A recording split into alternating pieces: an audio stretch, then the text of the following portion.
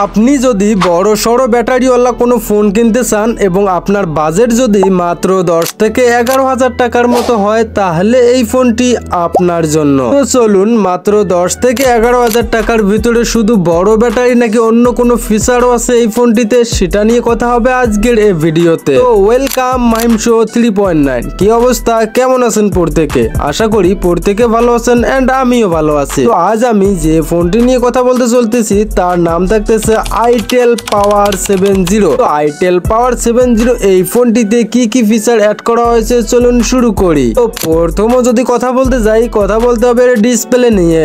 এর ডিসপ্লেতে ব্যবহার করা হয়েছে IPS LCD 120 Hz refresh rate এবং সেই সাথে সাথে 700 নেট স্পার্ক রয়েছে। তবে এই ফোনটির সাইজে ব্যবহার করা হয়েছে 6.67 ইঞ্চি এবং এতে ব্যবহার করা হয়েছে 720 এবং 1600 পিক্সেলস রেজলিউশন। তবে এই ফোনটিতে কিন্তু থাকতেছে 263 PPI ডেনসিটি। তো চলুন এবার কথা বলি এই ফোনটির প্ল্যাটফর্মের ক্ষেত্রে। এই ফোনটির প্ল্যাটফর্মের ক্ষেত্রে OS এ ব্যবহার করা হয়েছে অ্যান্ড্রয়েড ভার্সন 14 এবং এতে ব্যবহার করা হয়েছে আইটেল OS 14। তো চলুন এবার কথা বলি এই ফোনটির চিপসেটের ক্ষেত্রে। আর এই ফোনটির চিপসেটে কিন্তু ব্যবহার করা হয়েছে Meditech Helio G50 ultimate processor. সেই সাথে সাথে এর CPU এ রান করতেছে অক্টা কোর 2.2 GHz। তো চলুন এবার আমরা কথা বলি এই ফোনটির মেমোরির ক্ষেত্রে। তো এই ফোনটির মেমোরির ক্ষেত্রে আপনারা ব্যবহার করতে পারবেন কার্ডশট মাইক্রো SD কার্ড এবং ইন্টারনাল স্টোরেজের ক্ষেত্রে আপনারা পেয়ে যাবেন 128 GB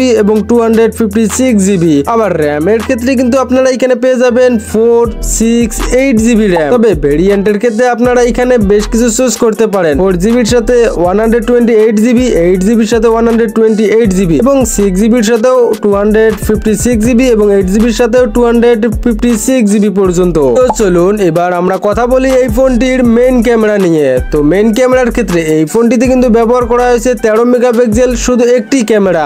আর এইখানে ভিডিও রেকর্ডিং করতে পারবেন 1080 30 FPS এ। তবে সেলফি ক্যামেরাও কিন্তু রয়েছে 8 মেগাপিক্সেল ক্যামেরা। তবে 1080 পিক্সেলে এই ভিডিও রেকর্ডিং করতে পারবেন। তো চলুন এবার আমরা কথা বলি এই ফোনটির কানেক্টিভিটির ক্ষেত্রে। তো কানেক্টিভিটির ক্ষেত্রে ওয়াইফাই, ব্লুটুথ, GPS কানেক্টিভ পেতেছে। তবে USB আপনারা এখানে টাইপ সি পেয়ে যাবেন। তো চলুন এবার আমরা কথা বলি এই ফোনটির মেইন টপিক যেটা ব্যাটারির কথা বলছিলাম। তো এর ব্যাটারির ক্ষেত্রে ব্যবহার করা হয়েছে নন রিমুভাল লিপলি ব্যাটারি এবং সেই সাথে সাথে এর ক্যাপাসিটি ক্ষেত্রে 6000 mAh ব্যাটারি এবং 18 ওয়াট ফাস্ট চার্জিং। তবে এতে কিন্তু রিভার্স ওয়্যারও ব্যবহার করা হয়েছে। তো ফাইনালি বন্ধুরা এই ফোনটি চায়নায় তৈরি করা হয়েছে এবং এর বেশ কয়েকটি কালার ভেরিয়েন্টে পাওয়া যাবেন ব্ল্যাক, মার্জিন, ব্রোঞ্জ এবং সিলভার। তো আপনাদের কাছে যে কালারটা ভালো লাগে সেটা নিতে পারে। তো ফাইনালি বলতে গেলে এই ফোনটি 10,000 টাকা বা 11,000 টাকার মধ্যে সেরা হতে চলছে, কারণ এর প্রসেসরে ব্যবহার করা হয়েছে মেডিটেক হেলিওর একটি প্রসেসর। আবার এই CPU ব্যবহার করেছে 2.2 GHz। তবে ক্যামেরার দিক দিয়ে কিন্তু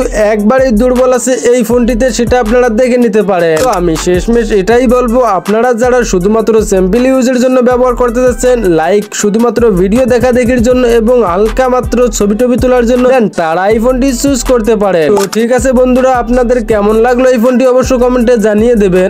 আর কোনো কিছু জানার থাকলে অবশ্যই কমেন্ট করতে পারেন। তো ঠিক আছে, আজকে এ পর্যন্ত, খোদা হাফেজ।